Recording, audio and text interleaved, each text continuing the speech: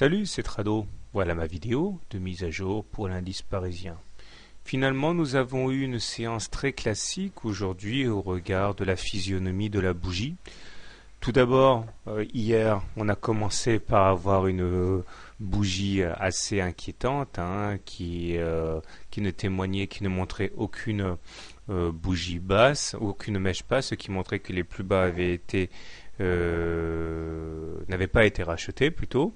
Et aujourd'hui, de manière totalement naturelle, on est venu effectuer notre pullback sur la moyenne mobile à cette séance et sur la ligne d'eau de la tasse avec anse. Autrement dit, c'est une petite séance de baisse, mais elle sonne comme une victoire pour les haussiers puisque les supports de résistance ont été préservés.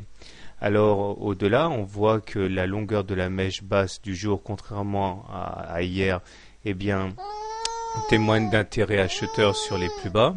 Et effectivement, nous terminons bien au-dessus des plus bas du jour, avec une bougie somme toute assez encourageante. D'autant que les indicateurs techniques n'ont pas eu le temps de se dégrader.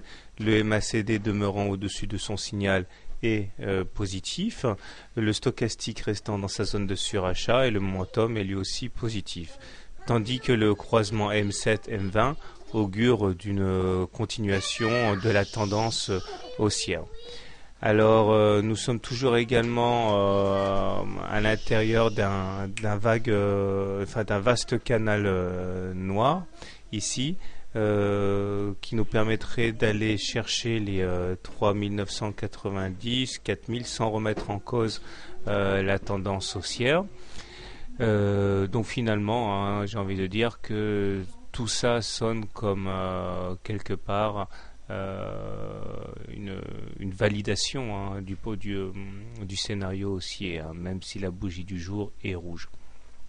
Alors comment trader demain? Si vous êtes haussier sur l'indice parisien, première solution, vous pouvez acheter comme aujourd'hui sur contact avec la M7. Deuxième solution, vous attendez un éventuel retour sur la M20. Si vous êtes baissier, par contre, soit vous attendez que l'on clôture au-dessous de la M7 pour viser un retour sur la M20, soit vous attendez éventuellement qu'on échoue à passer pour la troisième fois les 4145, ce qui montrerait à la création d'une résistance importante. Personnellement, en ce qui me concerne, je suis toujours acheteur sur repli puisque la tendance est haussière vu qu'on est au-dessus d'une M20 croissante. L'objectif à terme serait de rallier l'objectif de la tasse avec anse ici, à savoir l'amplitude de la tasse reportée au-dessus de la ligne d'eau. Juste un dernier mot pour parler d'une éventuelle épaule, tête, épaule inversée ici. Donc l'idée serait effectivement de voir que nous avons une sorte de figure un petit peu scoliosée avec ici la première épaule, ici la deuxième épaule.